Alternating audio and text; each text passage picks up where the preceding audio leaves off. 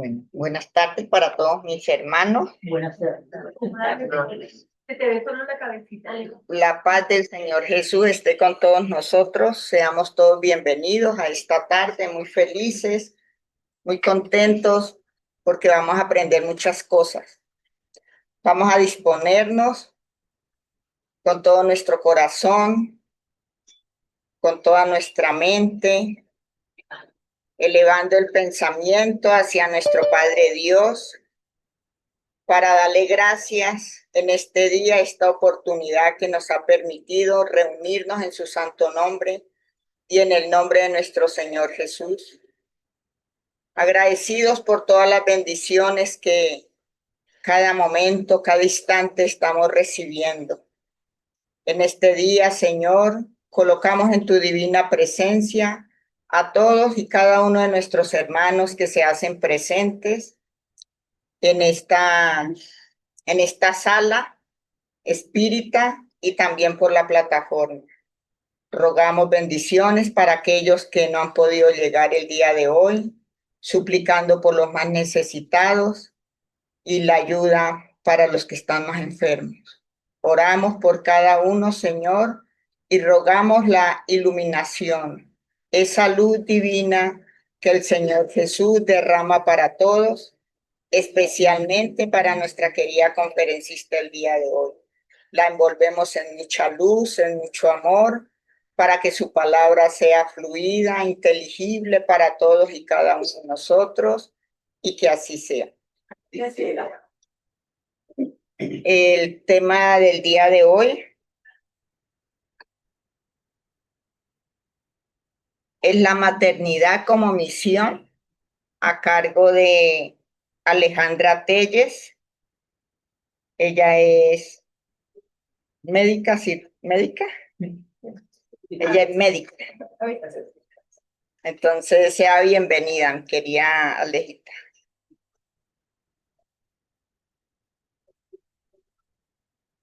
Bueno, para todos mis hermanos, buenas tardes.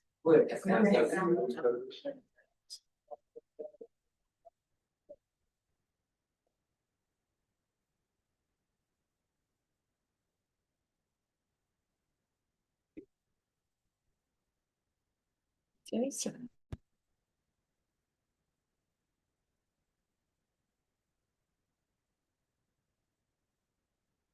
Listo, entonces el tema del día de hoy se me ha encargado pues el tema de la maternidad como una misión.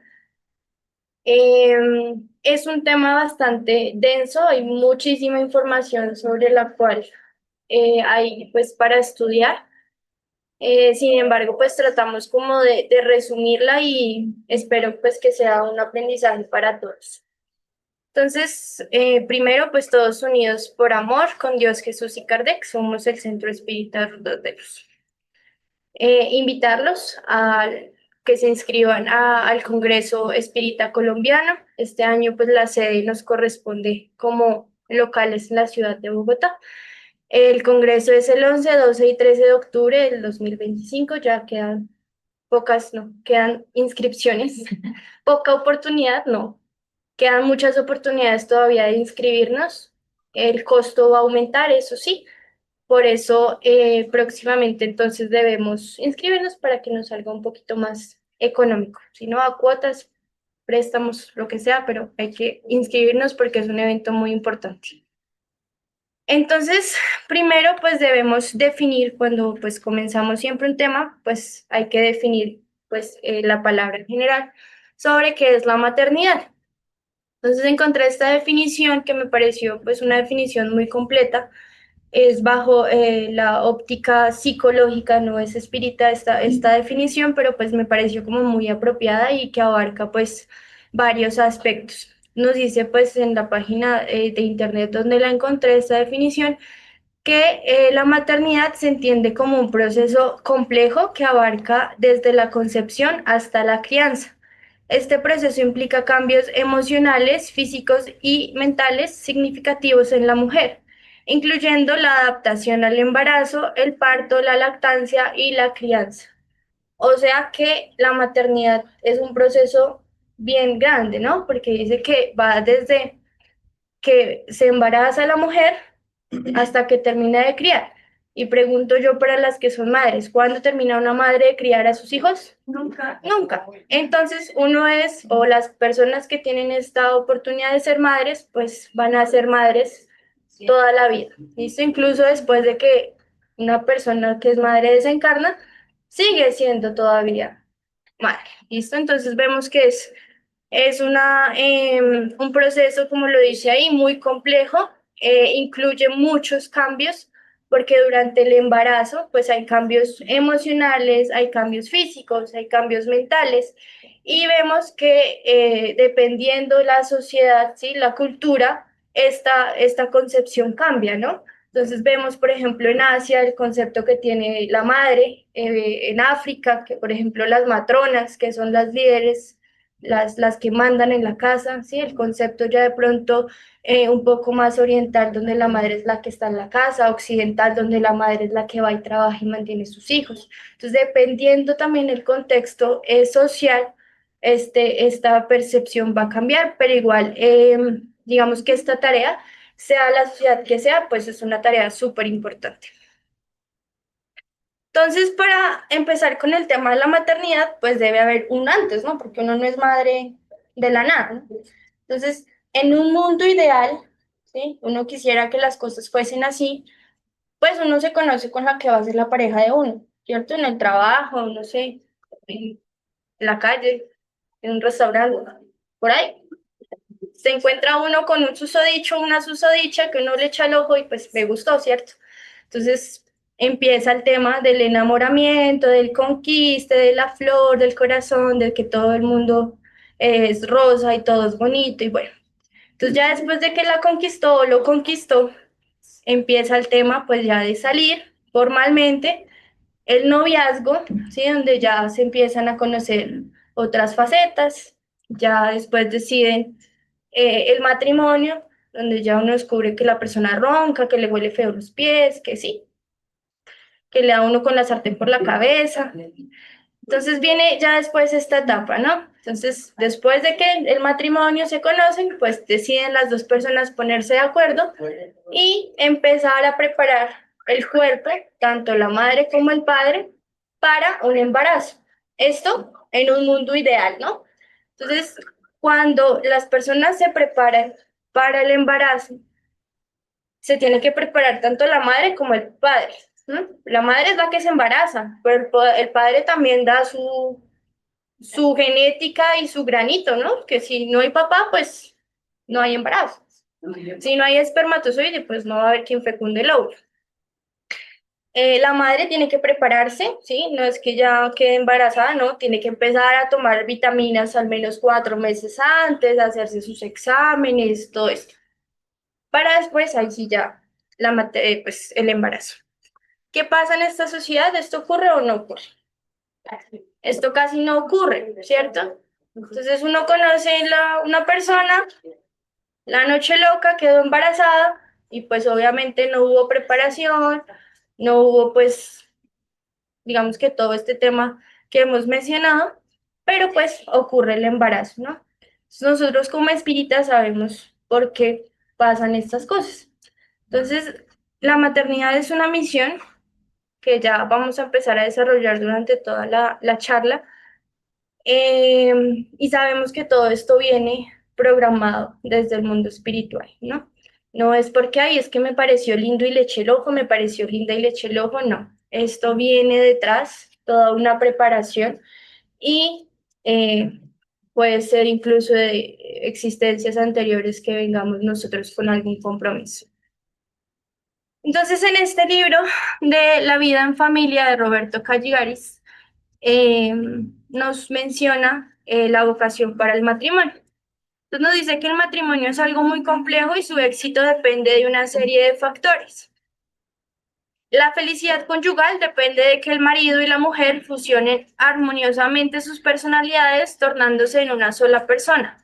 Parece evidente que en aquellas uniones en que el corazón no interviene, será mucho más difícil que puedan establecer una base estable y saludable que les permita enfrentar juntos las vicisitudes de la existencia sin conflictos. Acá Rodolfo nos menciona como esos dos mundos, ¿no? El mundo ideal que ya veníamos hablando, pero también el mundo no ideal, que es pues el que más que todo estamos viviendo. Nos dice que el matrimonio es algo muy complejo que va a depender de muchos factores. ¿Por qué? Porque son dos personas totalmente pues diferentes, pero que sí es importante que haya esa afinidad para que puedan estar juntos. En un mundo ideal donde las personas se conocen, saben, logran identificar esos aspectos que logran que ellos dos sean afines, donde construyen un equipo, va a ser mucho más fácil entablar o establecer esa base que va a ser saludable. Pero cuando las personas no se conocen y no son tan afines y quieren estar juntos, pues va a ser un poquito más complicado establecer esa base saludable para enfrentar todos los advenimientos que consigo lleva una relación y entablar lo que es una familia, ¿no? Sabemos que finalmente la familia es ese núcleo, ¿sí? Esa base de la sociedad y que igual va a ser importante que las familias existan. Nos dice en el Evangelio, en el libro de los Espíritus, en la pregunta 696, que el matrimonio constituye uno de los primeros actos de progreso en las sociedades humanas, porque establece la solidaridad fraternal y se lo encuentra en todos los pueblos, aunque en condiciones diversas. El matrimonio existe acá en Colombia y existe en todo el mundo. Va a depender, va a variar lo mismo, pues el concepto como tal de lo que es la maternidad. El matrimonio también, pues cada región, cada cultura tiene un concepto pues del matrimonio, ¿no? Hay sociedades donde casarse con 5 mujeres, con 6 mujeres está bien. Acá nosotros pues no tenemos esa concepción, ¿sí? ¿Se casan? No. ¿Tienen muchas mujeres de pronto? Oficiales, no sabemos, pero pues digamos que el concepto es diferente. Pero nos dice el libro de los espíritus que es uno de los primeros actos de progreso, o sea, que el matrimonio ya implica que haya un progreso en nuestra sociedad porque implica el tema todo pues de la solidaridad y la fraternidad. También en la pregunta 938 nos dice que la naturaleza ha otorgado al hombre la necesidad de amar y de ser amado. Uno de los mayores goces que se le conceden en la tierra consiste en encontrar corazones que simpaticen con el tuyo, con el suyo. Entonces, en el Evangelio, digamos que tiene un poquito de concordancia lo que nos decía Rodolfo Cachigaris en el libro de la vida en familia, que nos dice que es importante que esas dos personas simpaticen un corazón con el otro. ¿Por qué? Porque el hombre ya viene con eso innato. Nuestra naturaleza está amar y ser amados. ¿Sí? ¿A quién no le gusta que lo quieran? Entonces, ya después de todo este tema, digamos que pues ya ocurre en el mundo ideal el matrimonio, o en este caso, pues ocurrió el tema de la relación, ya pasamos al embarazo como tal. Entonces, para que haya un embarazo, pues tiene que unirse dos células que son muy importantes, que están pues en el cuerpo, que es el espermatozoide que lo aporta únicamente el hombre y pues el óvulo que es el que nosotras las mujeres aportamos. Entonces tiene que haber la unión de estas dos células para formar pues el cigoto. Aquí cabe resaltar que siempre nos han dicho que es el primer espermatozoide que llegue. Que uno dice, yo fui el más rápido y gané la carrera. Esto no es así. No es el primer espermatozoide que llegue. El óvulo, digamos que conoce qué espermatozoide le conviene más. Sí, esto lo dice la ciencia, digámoslo así.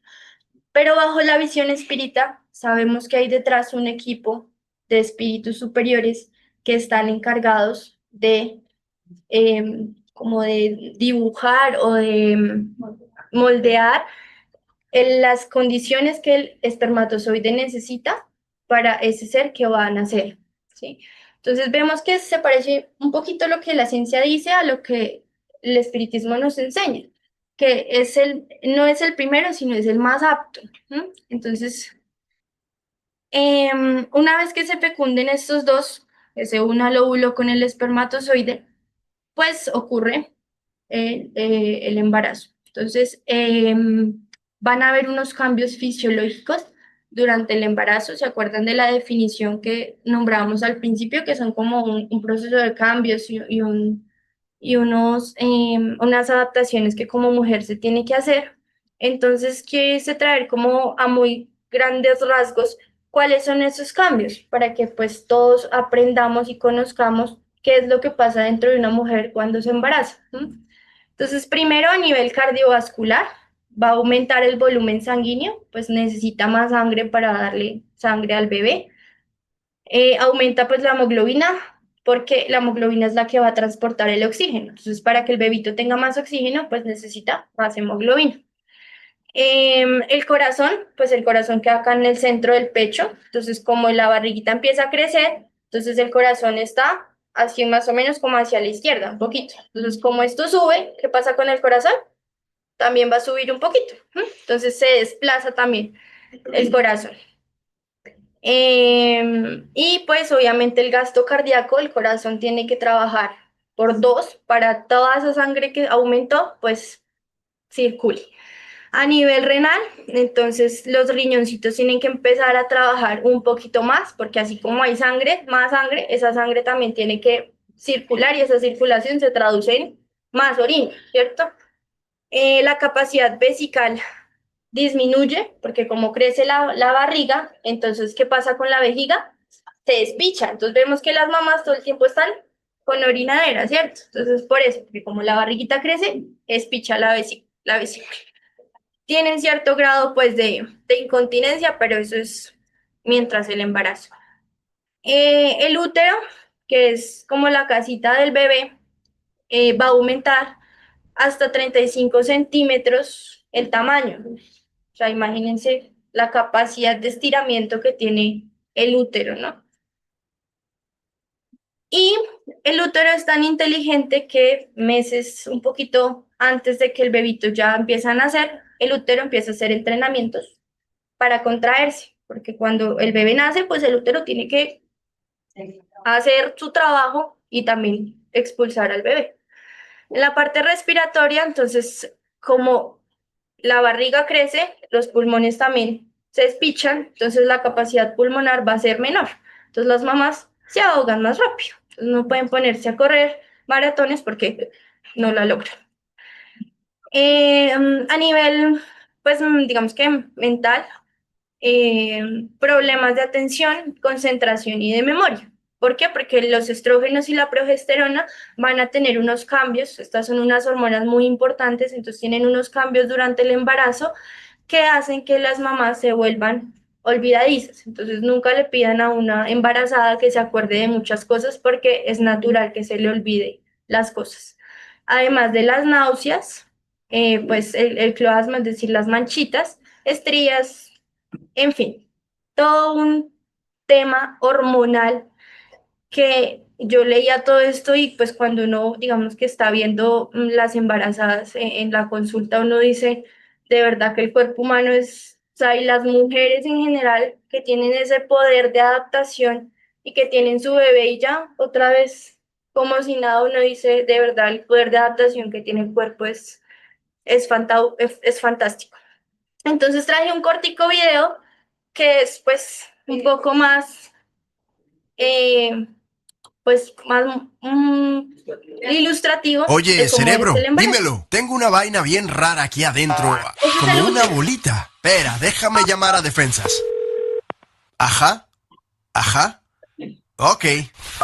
Dice que nada, que hay que defenderlo, que eso es un bebé. ¡Ah! Un bebé, qué lindo. Uf, me están llegando unas hormonas y me está dando una pereza de mover todo este tráfico. A mí me están aflojando la entrada y se me quiere salir toda la comida. Bueno, tranquilos, vamos a vomitar y seguro que enseguida se nos pasa.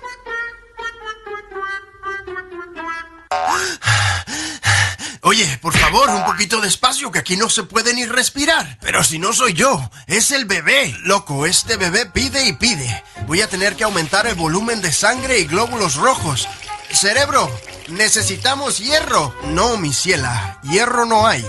El bebé se lo comió todo. Madre mía, qué trabajo bombear toda esta sangre. Oye, traten de no pincharme las venas y las arterias, que ahí sí me joden rico. Tengo hambre, loco. Esta carnita para mí. Este huesito para mi mamá. ¡Qué sabrosura! ¡Ups! Se me salió el pipí. Con esta empujadera no hay quien aguante, chico.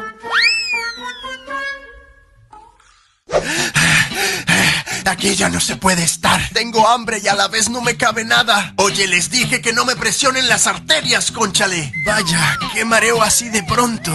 Esto no es sostenible, creo que me voy a morir. Un momento, ¿qué está pasando? Parece que está bajando. Bueno, mis cuates, me llegó la hora. Muchas gracias por las atenciones. Ahora me voy a molestar a mi mamá desde afuera. Ahí se ven.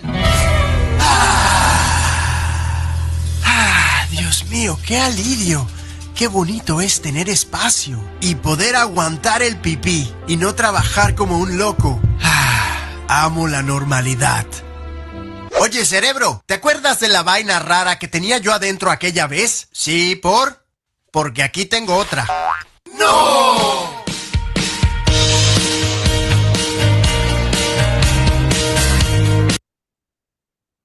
Bueno,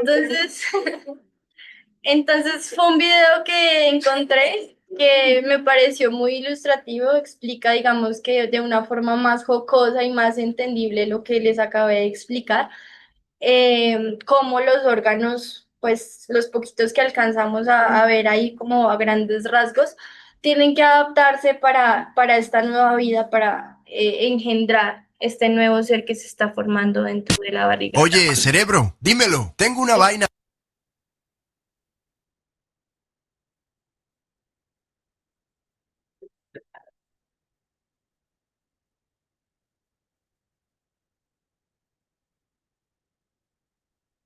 Entonces, en el libro de los espíritus, en la pregunta 354, Allan Kardec pregunta que cómo se explica la vida intrauterina. O sea, el mundo mayor contesta que es la vida de la planta que vegeta, el niño que vive la vida animal, el hombre posee en sí la vida animal y la vida vegetal, que cuando éste nace se completan en la vida espiritual. Entonces, la vida intrauterina explica un poco cómo es ese proceso de que desde que vegetamos como plantas hasta ya ese ser espiritual que todos somos como seres inteligentes de la creación.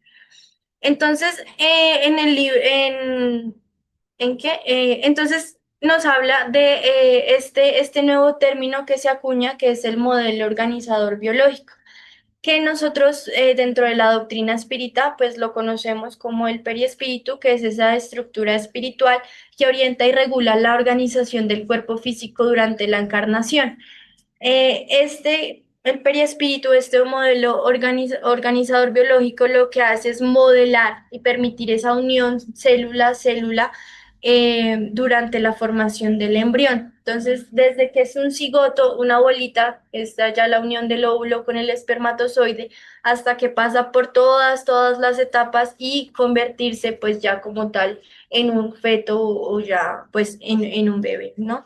Entonces, este modelo organizador, digamos que funciona, o digamos que de una forma más práctica, el espíritu viene siendo como ese arquitecto, ¿sí? Que está en esa fase de construcción, donde el periespíritu viene a ser más o menos como ese plan, ¿sí?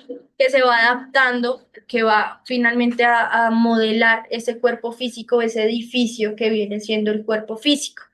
Entonces, en el libro de Evolución en dos mundos de Chico Javier, nos habla bastante de este tema del nacimiento y nos dice que todos los órganos del cuerpo espiritual y consecuentemente el cuerpo físico fueron por tanto elaborados con lentitud, atendiendo a la necesidad del campo mental en su condicionamiento y exteriorización en el medio terrestre.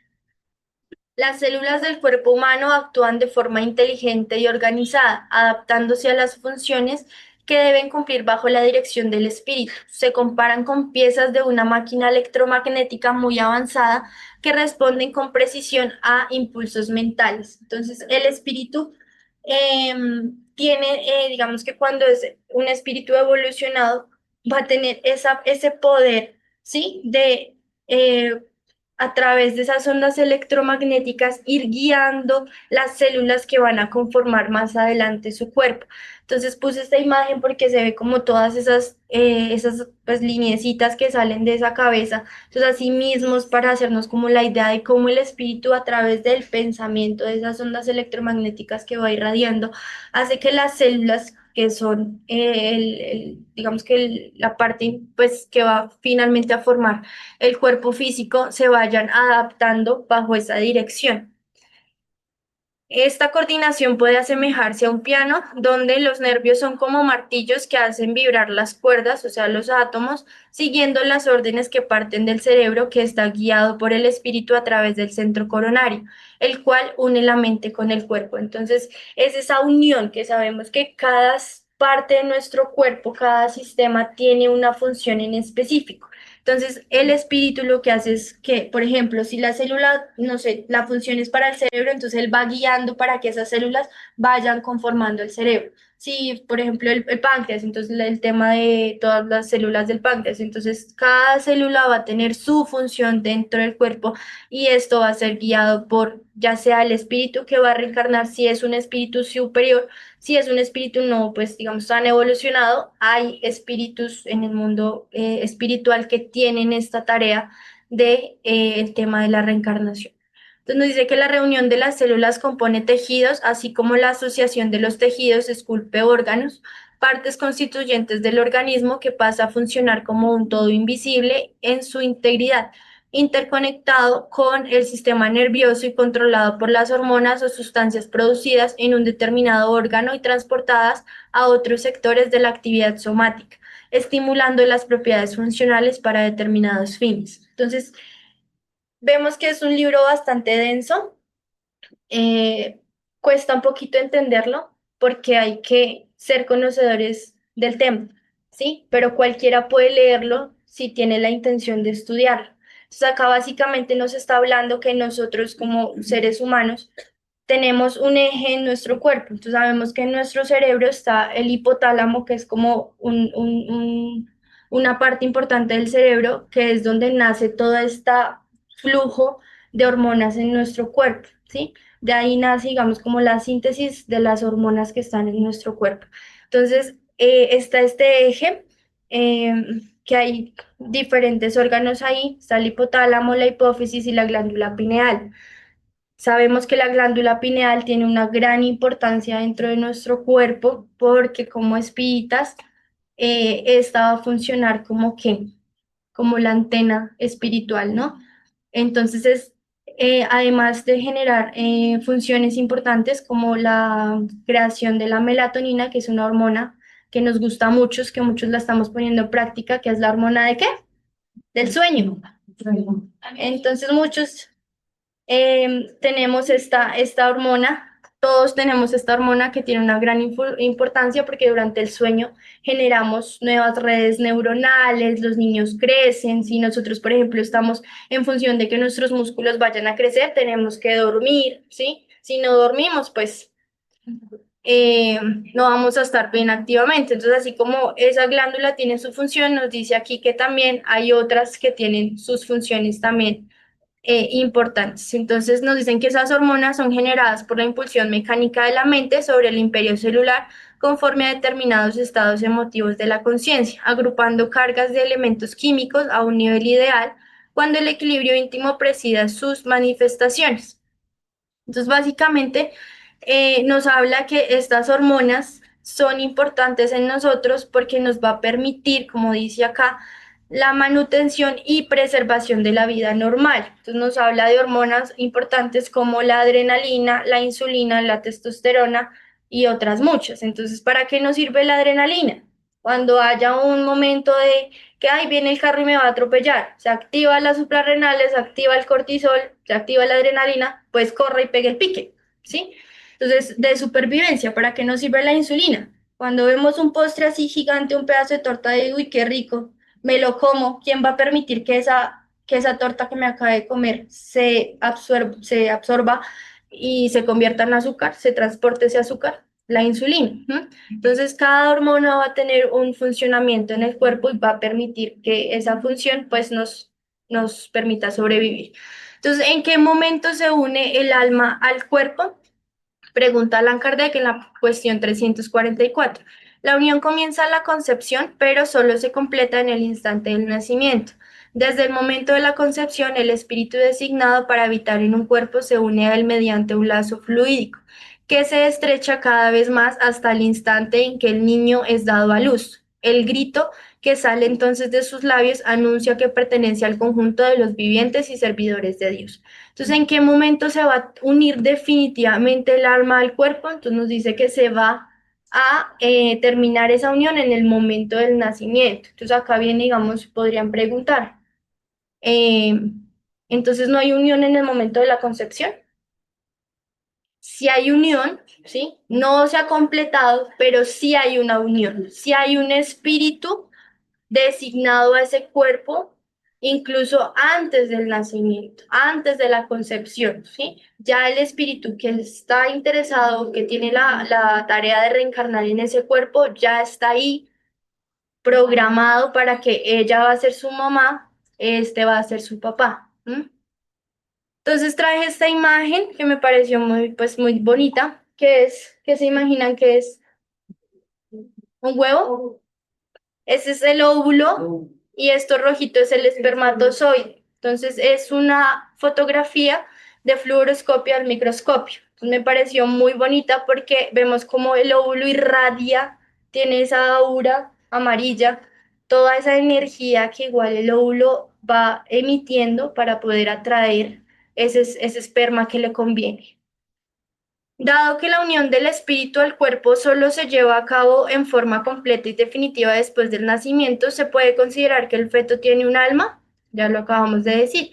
El espíritu que debe animarlo existe en cierto modo fuera de él. Por consiguiente, para hablar con propiedad, el feto no tiene un alma, puesto que la encarnación está solo en vías de operarse. No obstante, se encuentra ligado a la que habrá de tener. Entonces, como tal, el feto no tiene un espíritu ahí como yo, Alejandra, lo tengo, pero sí tiene un espíritu ligado, ¿sí? Está ahí pendiente, supervisando todo ese proceso reencarnatorio. En este libro del Consolador, en esta obra complementaria de Francisco Cándido Javier, pregunta que si el espíritu coopera en el desarrollo del embrión de ese cuerpo en el cual va a reencarnar y que si en caso de ser afirmativo llega a actuar en los complejos celulares de la herencia física a fin de que el cuerpo futuro esté dotado de ciertos elementos aptos para satisfacer las circunstancias de la prueba o misión que haya que cumplir. Entonces pregunta que si ese espíritu está pendiente de ese cuerpo y que si ese espíritu va a ser consciente o que si él va a intervenir en esa calidad o en ese tipo de cuerpo, en ese fenotipo que ese cuerpo va a tener según la misión que se le vaya a dar. Entonces nos dice que en el caso de los espíritus evolucionados, dueños de realizaciones propias que son inalienables, tal cooperación se lleva a cabo casi siempre junto al esfuerzo de los representantes de Jesús que operan en ese sentido. Con miras al porvenir de sus luchas en el ambiente material, hay que tomar en cuenta, empero, que los espíritus indiferentes o rebeldes, desprovistos de los valores propios indispensables, han de aceptar la deliberación de los enviados de Jesús a que aludíamos, los cuales escogen los medios que merecen o que les son imprescindibles en el proceso de rescate o de evolución. Entonces, esto me pareció, pues, que se ve la justicia, ¿no? Porque los espíritus que son evolucionados, que ya son muy buenos, pues ellos sí tienen la oportunidad de decidir qué cuerpo quieren tener, ¿sí? ¿Qué cuerpo quieren tener? No en el de sentido de, ay, quiero venir mono y verde lindo, no. Quiero venir con el cuerpo así o así, ¿sí? Mientras que los espíritus que de pronto no son tan evolucionados no van a tener esta tarea, ¿sí? Porque como no son tan evolucionados, pues son ventajosos, digámoslo así. Entonces, obviamente, el tipo de cuerpo para la experiencia que ellos necesitan tener, no lo van a escoger. ¿A quién le gustaría venir sin un brazo, sin una mano, ¿sí? Sin un pie, sin los ojos?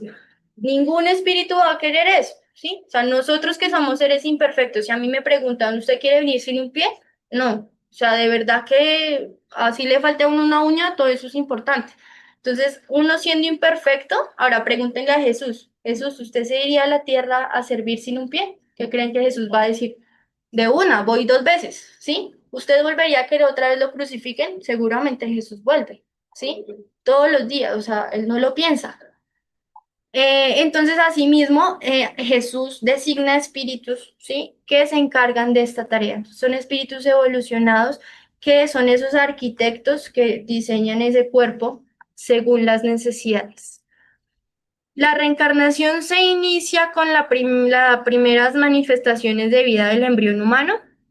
Desde el primer instante de tales manifestaciones, la entidad espiritual experimenta los efectos de su nueva condición. Importa reconocer, sin embargo, que el espíritu más lúcido, en contraposición con los más oscurecidos e ignorantes, goza de casi completa libertad, hasta la consolidación total de los lazos materiales con el nuevo nacimiento en la esfera del mundo.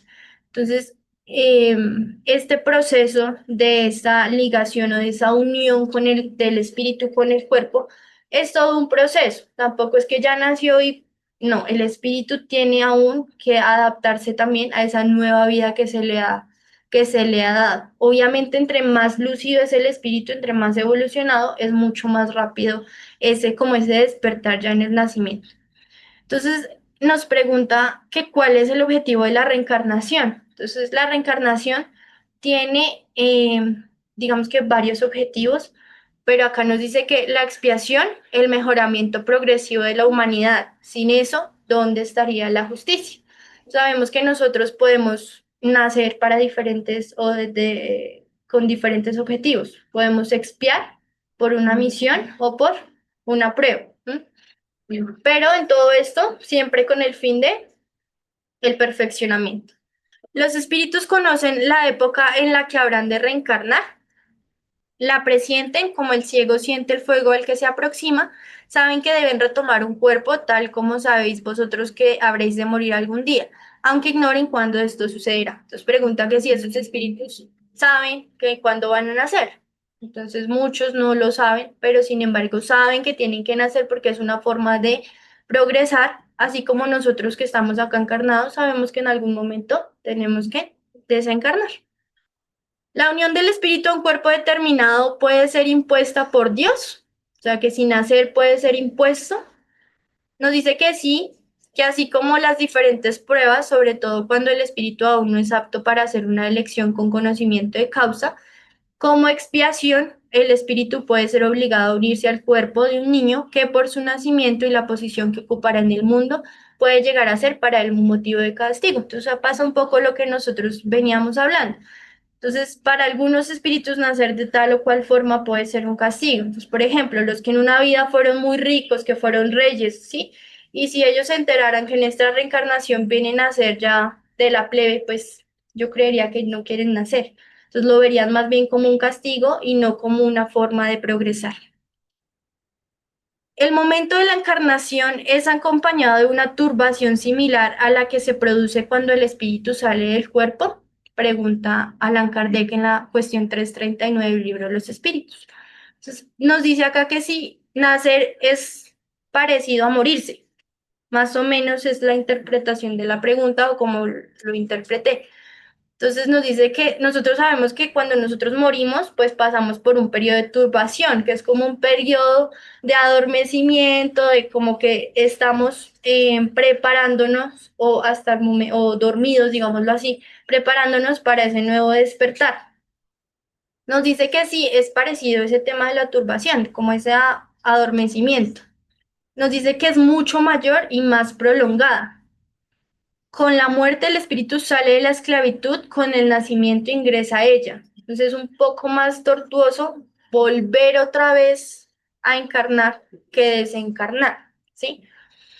¿Por qué? Porque el espíritu obviamente tiene que adaptarse allá a vimos allá en el video esa bolita miniatura. Entonces pasar de ser, digamos que una persona, un ser, un espíritu grande, adulto, a un bebecito, toca pasar por un periodo de ciertas modificaciones ahí periespirituales. Entonces nos dice que esa turbación persiste hasta que la nueva existencia esté netamente formada. El viaje es como el viajero que se embarca, sabe a qué peligro se expone, pero ignora si habrá de naufragar. Lo mismo sucede con el espíritu. Conoce el género de las pruebas a las que se le somete, pero ignora si sucumbirá. Entonces, ya después de dar todo este tema de introducción, ahora sí, la charla, no mentiras. Ahora sí vamos a empezar a ver cómo es el tema de la maternidad como una misión. Entonces ya vimos más o menos a grandes rasgos todo el proceso, tanto físico como espiritual, que hay detrás de este tema de la maternidad, ¿sí? Ya sabemos cómo reencarnamos, cómo se producen esos cambios en el embarazo. Entonces ahora traje este tema de las finalidades del matrimonio o del tema de pareja, porque la creación, la procreación, tornándonos padres, no solo damos cumplimiento a una ley natural. Los hijos, si bien por un lado nos imponen mayores obligaciones y una serie de restricciones, los goces mundanos nos proporcionan los más puros regocijos y nos suministran las más fuertes motivaciones para que mantengamos encendida la antorcha de renovados ideales.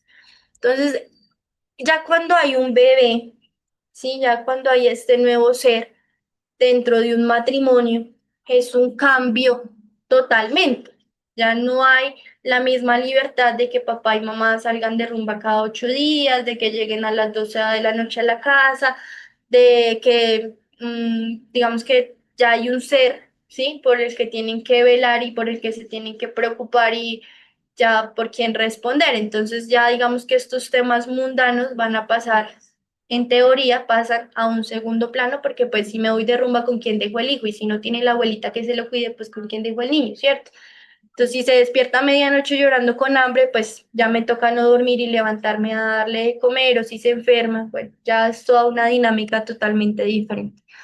Entonces nos dice que el control de la natalidad por la continencia periódica u otros medios anticonceptivos que la ciencia venga a poner a disposición de las parejas, excepto, claro, está el aborto criminal, sin peligro para la salud, lejos de ser un acto moralmente malo, como algunos lo suponen, constituye un imperioso deber, siempre que haya razones justas para eso, pues lo que Dios espera de nosotros no es ciertamente que actuemos como unos simples reproductores a semejanza de los animales, sino usando la inteligencia y el buen sentido de que estamos dotados.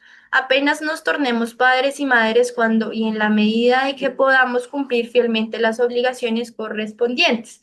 Entonces, acá en Rodolfo Calligaris nos dice que está bien que, digamos, los que estamos en edades fértiles, no está mal planificar, ¿sí?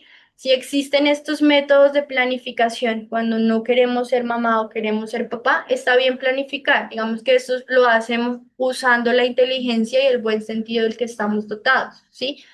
Es algo responsable y pues digamos que no está mal que lo hagamos si no queremos o si no tenemos, digamos que todavía ese poder o esa responsabilidad de querer ser papá o mamá. Nos dice que el afecto conyugal después de la maternidad, lejos de haberse disminuido o agotado, precisará tal vez hacerse más solícito, para que no suceda que, sintiéndose robado en sus derechos, el padre vaya a rechazar al hijo, tomándole como si fuese un usurpador. Para el hijo, entonces, el amor del padre es, pues, tan indispensable como el sol lo es para la planta para la vida de las plantas. Entonces, hay casos donde los papás se distancian un poco porque llegó un nuevo ser a la casa. Entonces es que el papá le dice a la mamá, es que usted ya no me pone cuidado porque solo se la pasa con el hijo. O la mamá, es que usted ya no me la pone cuidado porque, ¿sí? Entonces es esa nueva tarea también, esa nueva responsabilidad. Por eso tan importante que antes de que haya una concepción, estos dos seres se conozcan y sean muy afines porque es un trabajo en equipo, no es que yo hago más que usted, no es que yo hago una cosa, no, eso es trabajo en equipo, ¿sí? La crianza de un niño no es fácil. Ya la mamá, digamos que estuvo 9 meses con él en la barriga, pero el papá también tuvo que estar ahí con ella, dándole la manita, sosteniéndole el cabello cuando vomitaba, consintiéndole la barriga. Eso también es un proceso para el papá, ¿sí? Entonces es importante que haya ese trabajo en equipo para que más adelante no haya un rechazo hacia el hijo y luego el hijo hacia el padre. Si le faltase ese amor, su desarrollo físico, mental, afectivo y espiritual estará comprometido por toda la existencia de forma irreversible, ya que nada, absolutamente nada, podrá compensar. Entonces, cuando falta papá o mamá, o a veces, si no está papá o mamá, viene a suplir, por ejemplo, la abuelita, ¿sí? O los tíos. No necesariamente esta tarea, a veces, digamos que en una sociedad ideal sí, pero actualmente vemos que no viene a suplirlo un tercero, ¿sí? Entonces, esta misión, esa tarea, digamos que ya empieza a haber un poco ahí de cambio. Pero igual lo importante es que haya esa forma, ese compromiso con el ser que está creciendo. Entonces, por eso, aunque la madre pueda y deba tener determinada autoridad en el hogar, es el plano de la afectividad que debe situarse a su verdadero papel. A ella le incumbirá promover la integración familiar, la fusión de unos con otros en la amistad y en la cooperación, ofreciendo a todos su sonrisa estimulante, su palabra de aliento y el calor de su ternura. Esta es básicamente, digamos que una de las tareas que la mamá debe cumplir en el hogar. También le corresponderá creer y mantener en su entorno un estado de permanente alegría, para lo cual evitará herir susceptibilidades, provocar celos o mostrarse aprensiva, envolviendo y contagiando al esposo y a los hijos con su alegría contagiosa, su entusiasmo sano y su indefectible sentido del humor. Entonces, estas son tareas que las mamás o que las mujeres tienen dentro del hogar. Entonces, así como las mujeres tienen unas tareas, los hombres también van a tener unas tareas. Entonces, ahorita, pues como estamos hablando de la maternidad, pues nos estamos enfocando más en la mujer y ella tiene esas tareas, ese rol. Nos dice que las madres, las mujeres, necesitarán aún estar preparadas para ver al hijo crecer, desprenderse de sus brazos, buscar otras relaciones, desear autoafirmarse y finalmente proclamar su independencia. No solo comprendiendo que eso es natural, sino facilitando esa liberación, pues el amor de madre, para que sea auténtico y corresponda a los designios de la providencia, ha de ser sobre todo donación, nunca posesión. Yo leía eso y yo digo, qué difícil de verdad ser mamá, ¿sí? Porque mi hijo desde que lo tengo en la barriga y después y verlo irse con otra persona, creo que eso para muchas es fuerte, ¿no? Entonces nos dice acá que es algo natural, como dice por ahí un amigo mío, los hijos son prestados y es normal este proceso, ¿no? Pero ya vimos que la maternidad va desde la gestación hasta que termina de criarlo, ¿no? Entonces, mamá siempre es mamá. Se vaya o no se vaya el niño o la niña de la casa, mamá es mamá. ¿No? Pero aunque deba permanecer en cualquier circunstancia como el símbolo del amor, la madre no debe confundir tal sentimiento con sensiblería, debilidad y condescendencia servil. Entonces hay que estar como en ese balance de ni muy sobreprotectora, pero ni muy tampoco me interesas. ¿No? Entonces vemos esos niños que los sobreprotegen, esa teoría ahí de la higiene, donde el niño no puede ni tocar el piso porque ya se enferma. No, entonces los niños hay que soltarlos ni muy, muy, ni tan, tan. Eso también está como difícil, ¿no? ¿Se puede considerar a la paternidad como una misión? Entonces, sin ninguna duda, es una misión. Al mismo tiempo, es un deber muy grande que compromete más de lo que el hombre cree, su responsabilidad para el porvenir. Dios ha puesto al niño bajo la tutela de sus padres para que éstos lo orienten en el camino del bien. Entonces, esta es la pregunta que resume un poco pues, el tema en general y nos dice que sin ninguna duda ser madre y padre es una misión. Porque es una misión, porque tienen esa tarea de guiar al niño, ¿sí? Que ha sido encomendado a ellos por el camino del bien, ¿sí? Sean creyentes, sean no, pero digamos que lo importante es que ese niño sea un ser, un ser bueno, un ser de bien. ¿Qué pasa cuando los niños de pronto no son buenos? Que dices que el papá y la mamá son, mejor dicho, la luz y el niño es la oscuridad.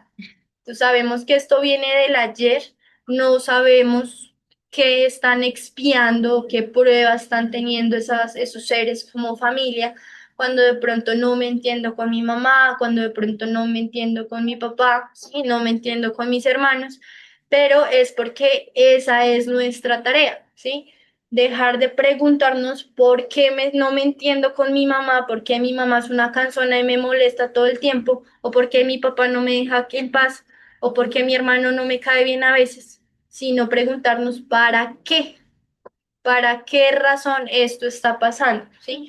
Para que yo sea más paciente, para que yo sea menos enojona, para que yo no vaya y le tire un zapato en la cabeza porque me ignora, ¿cierto? Entonces, son esas tareas o esa misión que nosotros, como cada ser, cada integrante de la familia, debemos descubrir para qué estamos en esa familia y para qué nuestros papás son nuestros papás. Entonces, los espíritus de los padres ejercen alguna influencia sobre el espíritu del hijo después del nacimiento de este. Entonces, nos dice que sí, que ejercen una influencia muy grande. Como hemos dicho, los espíritus deben cooperar en su progreso mutuo. Pues bien, los espíritus de los padres tienen la misión de desarrollar los de sus hijos mientras mediante la educación para ellos es una tarea. Si fallan, serán culpables. Además, facilitó su tarea dándole al niño una organización frágil y delicada que lo hace sensible a todas las impresiones. No obstante, algunos padres se ocupan más de enderezar los árboles de su jardín para que den muchos y buenos frutos que de corregir el carácter de su hijo. Entonces, cada ser viene con un carácter. No es que, ay, no, es que esto, ser papá viene con un manual y si mi hijo viene muy bravo, entonces me leo el capítulo 5. No, eso no funciona así. Entonces hay que empezar a descubrirnos como familia y empezar a trabajar sobre eso.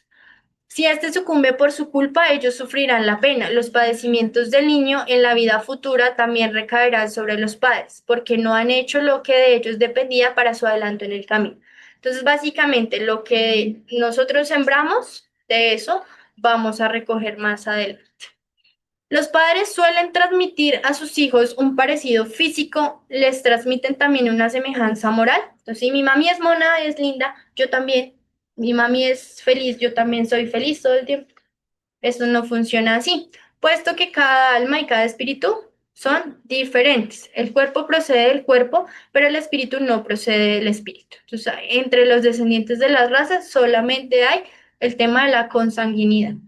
Un espíritu malo puede pedir padres buenos con la esperanza de que sus consejos los guíen por un camino mejor y con frecuencia Dios se los procede. Entonces también es una petición del ser que va a encarnar tener los papás que va a tener.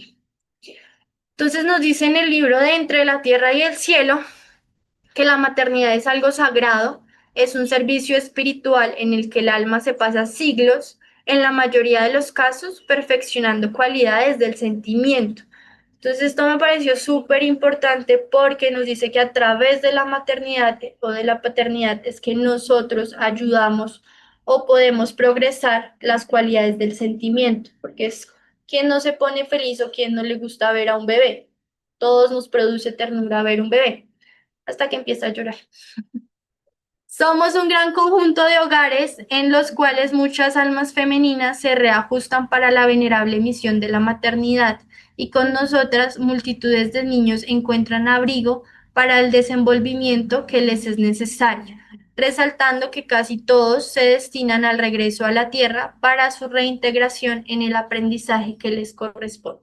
Entonces, esa tarea de de tener esa responsabilidad de ser mamás, va a permitir que los espíritus que necesitan reencarnar vengan a perfeccionarse. Entonces es una misión y es una decisión que pues debemos tomar. Entonces ya vimos la importancia de la maternidad, de ser madres, pero creo que no todos acá pues somos mamás, pero todos somos hijos, ¿cierto? Todos tenemos mamá o tenemos a alguien que ha hecho ese papel de mamá. Entonces, quería compartirles del capítulo 14, honra a tu padre y a tu madre, porque así como nuestros padres nos criaron, nos dieron esa oportunidad de nacer, nosotros como hijos también debemos tener esa reciprocidad con ellos. Entonces nos dice en el Evangelio que ese mandamiento honra a tu padre y a tu madre es una consecuencia de la ley de la caridad y del amor al prójimo. Si nosotros amamos al prójimo, si nosotros amamos al próximo, o sea, lo más cercano a nosotros, eh, digamos que estamos practicando este tema de la caridad. No solamente tenemos que incluir la caridad, debemos a nuestros padres darles respeto, atenciones, sumisión y condescendencia. Esto es un poquito difícil, ¿sí? Porque a veces nuestros padres también tienen su carácter, pero ya sabemos por qué tienen su carácter. Y como hijos, esa es nuestra tarea también. Entonces, ese deber se extiende naturalmente a las personas que hacen de las veces de padre y de madre y que tienen tanto más mérito cuanto menos obligatoria es su devoción. O sea, hay situaciones donde mamá o papá no siempre son los que están ahí pendientes del niño, sino un tercero. Entonces nos dice el Evangelio que es mucho más meritorio porque ellos no tienen ninguna obligación. Entonces vemos todos esas personas de la tercera edad que son olvidadas o que son puestas en la última habitación allá en el sótano oculto, que son enviados a ancianatos olvidados por esos hijos que fueron o que no son agradecidos. Y nos dice el Evangelio que nos pongamos en los zapatos de nuestros padres, que si alguna vez nuestra madre nuestro papá o la persona que hizo de madre nos negó la alimentación o no nos cuidó cuando estuvimos enfermos o nos dejó también relegados allá en una habitación. Yo creo que hoy con 30 años y mi mamá todavía me alimenta y me consiente, o sea, toda la vida muy seguramente ella lo va a hacer, ¿m? Porque esa es su misión y ella tiene eso innato. Entonces, la ley natural impone a los hijos la obligación de trabajar para sus padres. Nos dice que sí, es una obligación que los hijos trabajemos para los papás. Nos dice que así como los padres deben trabajar para sus hijos, por eso Dios ha hecho del amor filial y del amor paterno un sentimiento natural, a fin de que mediante ese afecto recíproco los miembros de una misma familia sean inducidos a ayudarse mutuamente. Hay por consiguiente dos clases de familias, las familias unidas por vínculos espirituales y las familias unidas por lazos corporales. Comprended que cuando producís un cuerpo, el alma que en él encarna viene del espacio para progresar. Tened en cuenta vuestros deberes y aplicad todo vuestro amor para aproximar esa alma a Dios. Esa es la misión que se os ha confiado y cuya recompensa recibiréis en caso de que cumpláis fielmente. Porque cuando nosotros lleguemos, los que tuvimos esa oportunidad de ser papás o mamás, nos van a preguntar, ¿qué habéis hecho del hijo que confía a vuestros cuidados? Si permaneció retrasado por vuestra culpa, tenéis como castigo verlo entre los espíritus que sufren. Cuando de vosotros dependía que fuese feliz. Entonces vosotros mismos, torturados por los remordimientos, solicitaréis reparar vuestra falta, solicitaréis tanto para vosotros como para él una nueva encarnación, en la cual habréis de rodearlo con mayores cuidados, y en la que él, lleno de gratitud, olvidará con su amor. Entonces, o se envolverá con su amor. Entonces, es una misión sin lugar a dudas, y pues que los que son papás, mamás, abuelos, no lleguemos allá y nos estén haciendo esta pregunta. Entonces nos dice, madres, abrazad al hijo que os da disgustos y decíos a vosotras mismas, uno de nosotros dos es culpable, esforzados por merecer los goces sublimes que Dios concede a la maternidad, enseñando a vuestros hijos que ellos se encuentran en la tierra perfeccionándose para perfeccionarse, amar y bendecir.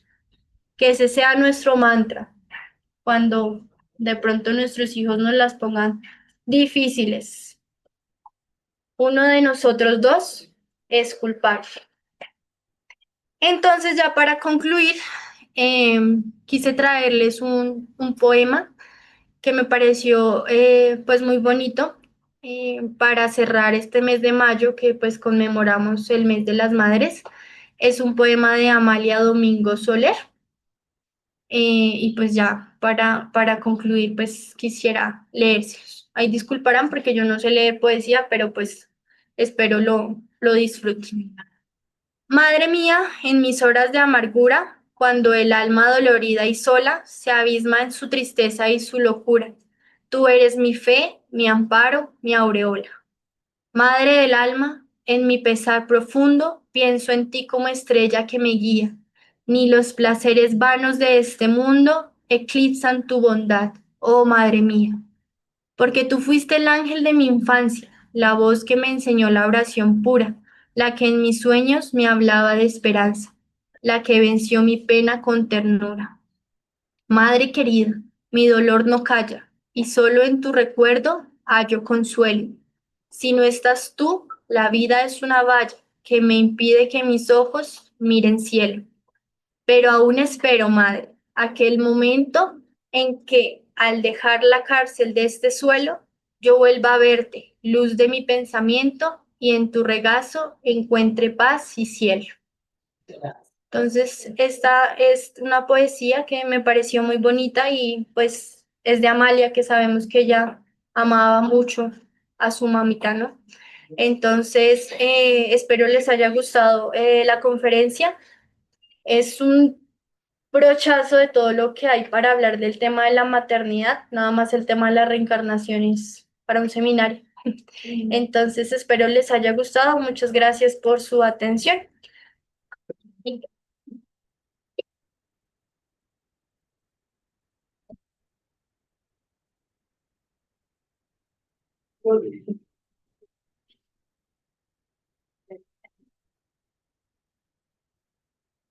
Bueno, muy bonita la conferencia de nuestra hermana Alejita. Le pedimos al hermano Germán unas palabras.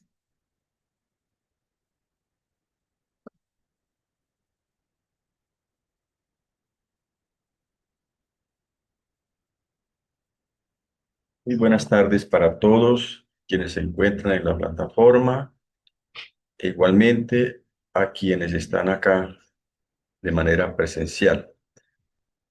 Considero que esta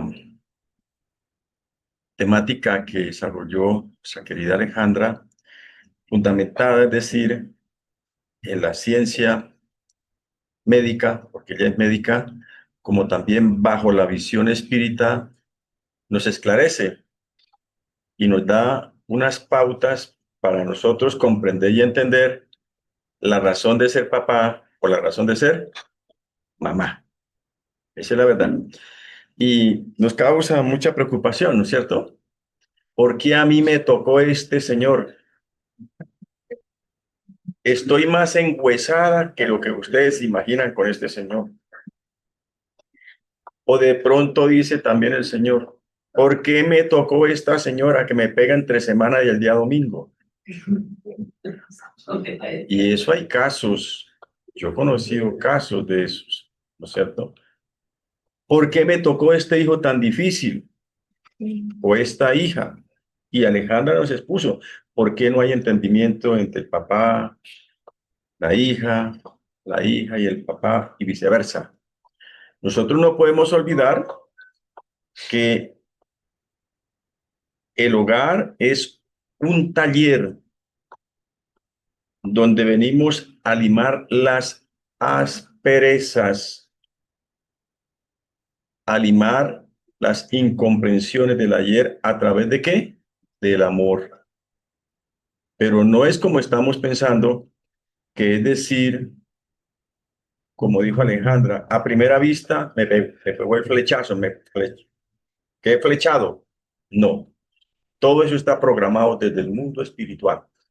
Y no es una sola vida, son muchas vidas que se requieren para ir arreglando nuestras dificultades. Alguna vez investigaba y encontré que se requieren miles de años en diferentes reencarnaciones para que haya una plena empatía. Entonces, ¿cuándo será que se termina esta situación para tener una buena empatía? Tenemos que trabajar para ello. Y para ello tenemos que entonces amar y perdonar. Amar y perdonar. Cuando tenemos un padre difícil, una madre difícil, es una oportunidad que nos están brindando. ¿Para qué? Para crecer, para crecer. Y lo mismo el hijo, la hija, etcétera, etcétera. Entonces, a través de la ley de reencarnación, Dios se manifiesta dándonos bendiciones para cada día ser mejores. Entonces, a nombre de quienes están en la plataforma y de los que están acá, permítanme darle un abrazo a mi querida Alejandra. Bueno, y me siento muy feliz, y siempre lo he dicho, al poder tener nuevas inteligencias con capacidades para sucedernos a aquellos que vamos de salida, como es el caso de nosotros. Ustedes hasta ahora están entrando, nosotros ya vamos de salida, ¿cierto? Entonces, a mi querida nieta, que el Señor la bendiga, la ilumine, le dé sabiduría para que continúe adelante tras las huellas de Jesús y vivenciando la divina doctrina de los espíritus, porque la doctrina espírita es la consecuencia de las enseñanzas de Jesús. Muchísimas gracias para todos, muy amados.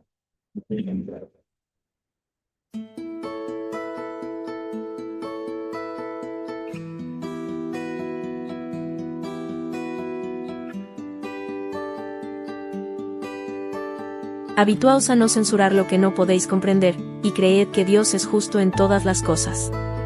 Muchas veces, lo que os parece un mal es un bien. Esto se debe a que vuestras facultades son tan limitadas que el conjunto del gran todo escapa a vuestros sentidos obtusos. Esforzaos por salir, mediante el pensamiento, de vuestra estrecha esfera, y a medida que os elevéis, la importancia de la vida material disminuirá ante vosotros.